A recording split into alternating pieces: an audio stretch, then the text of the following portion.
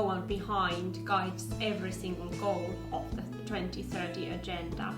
And it has been proven time and time again that empowering women and girls has a multiplier effect.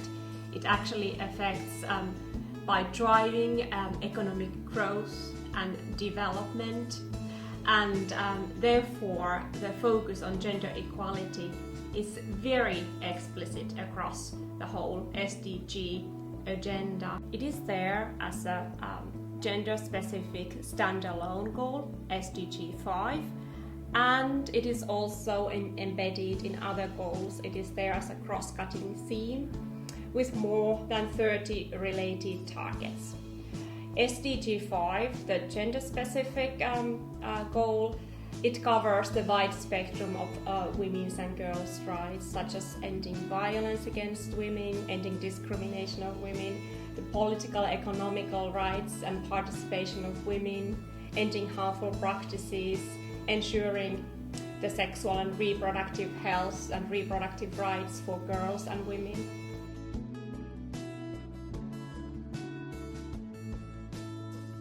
So as I said, Goal 5 does not stand in isolation, so it will not achieve gender equality alone. So the gender equality and women's empowerment has to be taken into account throughout the entire 2030 agenda.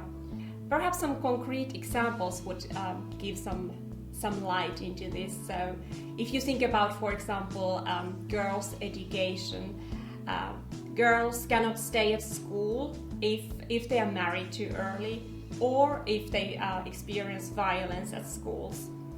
So this obviously has an effect on the whole development agenda.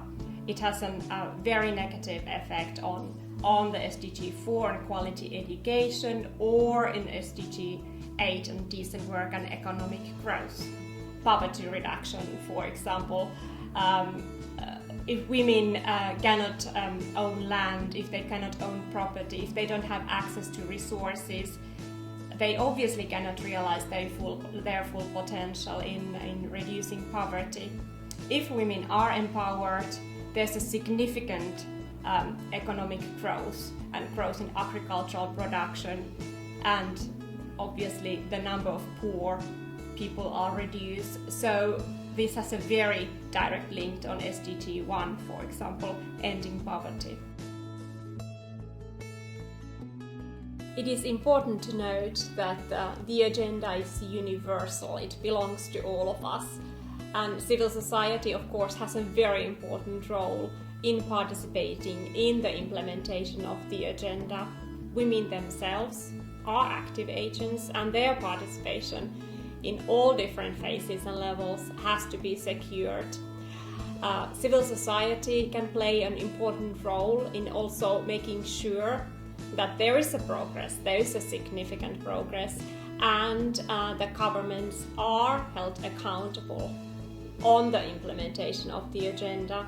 There are various mechanisms for civil society to make sure that this is systematically followed up by shadow reporting and making sure that gender equality, for example, is embedded in the reporting, and making sure that there's a progress in gender equality issues across the agenda.